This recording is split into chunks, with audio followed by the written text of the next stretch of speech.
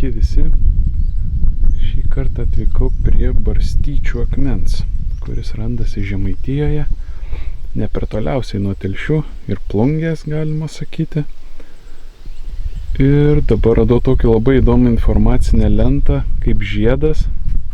Štai ir parašyta, pavyzdžiui, mano kelias. Kai buvau atskeltas nuo Skandinavijos uolėtų kalnų, buvau dar didesnis, bet ledynas, vilkdamas mane 100 kilometrų, gerokai aptalžė, aplygino mano šonus. Atvilko mane ledynas ir paliko vidurio Žemaičių aukštumos šiaurinėme pakraštyje. Aš esu tituluotas Lietuvos akmuo, pripažintas didžiausiu, paskelbtas gamtos paminklu, įrašytas Lietuvos rekordų knygą. Jeigu kam įdomu, mano ilgis 13,4 metro, plotis 7,5 metro, aukštis 3,6 metro. Sveriu tikrai nemažai, net 680 tonų. Oho, esu sudėtas ne iš kaulų ir raumenų, o iš lauko, špato, kvarco ir žėručio. Žmonės mėgsta legendas kurti. Vieną yra žinau. Pasakojama, kad anksčiau mano vietoje, kažkodėl 2 kartus vietoje parašyta, buvusi senojo lietuvių tikėjimo šventykla, bet ugnį joje kūrenusi vaidilutė, sulaužiusi savo skaistybės įžadus, o užsirūstinės perkūnas trenkė žaibų į šventovę su akmeniu. Šventykla sugriuvo, o aš likau gulėti. Tikiuosi, kad mane saugosite ir globosite, o aš visais atvejais lieku pavaldus gamtos stichijoms. Daugiau nei 10 000 metų ramiai ir saugiai tūnojau po žeme, tik mano kupra paviršiuje kyšojo, bet žmonės kasdami griovius aptiko mane ir sumanė išvilkti į dienos šviesą. Tuomet mano ramybė ir baigėsi. Gerai, kad išsiaiškinę mano dydį sumanė išsaugoti, o ne suskaldyti. Tiesą sakant, pirmą kartą matau tokį originalų stendą. Bravo, iš tikrųjų, kas sugalvojo tokią idėją. Labai gerai atrodo, labai taip žaismingai ir nevarginančiai, iš tikrųjų taip nenuobodžiai. Labai puikus stendas. Na ką, o dabar eikime jau pasižiūrėti artėliau pačio akmens. Štai dar prieš tai, prieš akmenį. Va dar kas. Gaila, drono neturiu. Vat iš aukščiau būtų įdomu, kaip čia atrodo šitas dalykas, iš akmenukų sudėliotas. O kiek kielių.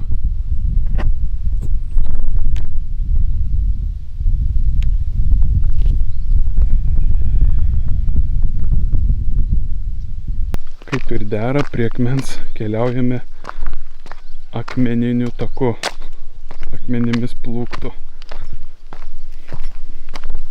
Ir štai šis gražuolis, šiaip labai gražiai sutvarkyta aplinka, labai malonu čia vėlgi pabūti. O kiek suoliukų čia renginius galima kokius tai daryti. O kas čia, o laužavietė. Ten puikus stalas, vėlgi pavalgyti galima. O štai ir dičkis, dėl kurio čia atvykau. Barstyčių akmuo. Arba Puokės rašo akmuo. Na, internete radau, jog jis vadinasi Barstyčių akmuo. Čia rašo Puokės akmuo. 680 tonų šitas gražuolis.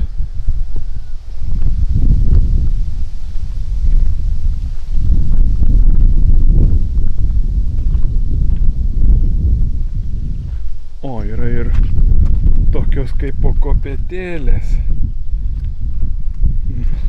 Gal ir pabandysiu užsikabaroti. Pirmiau noriu apeiti, pasižvalgyti apėjus, kaip jis čia atrodo.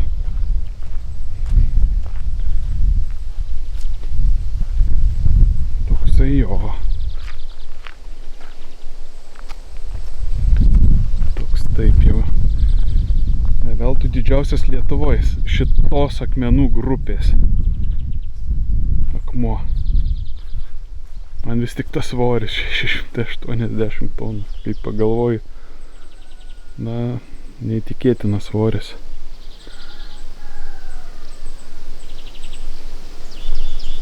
O Čia kažkokie metalai jame. Bando užsikabarot.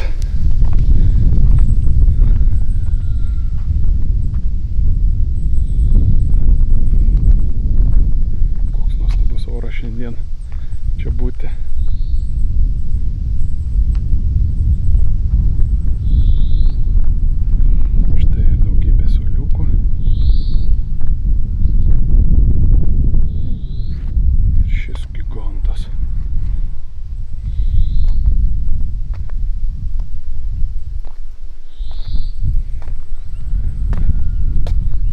Kaip jį reikėjo pajudinti, jeigu jį iš žemės išlupo.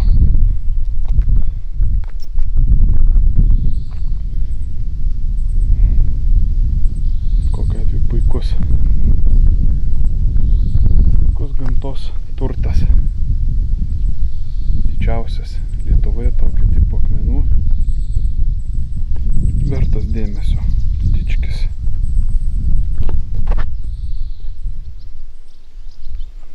Na va, toks trumpas apsilankimas prie tikrai įspūdingo akmens. Labai gražiai įruošta vieta, tad galima čia mažą pikniką pasidaryti ar pravažiuojant papietauti labai šauniai. Tiek su šeima, tiek pavieniui.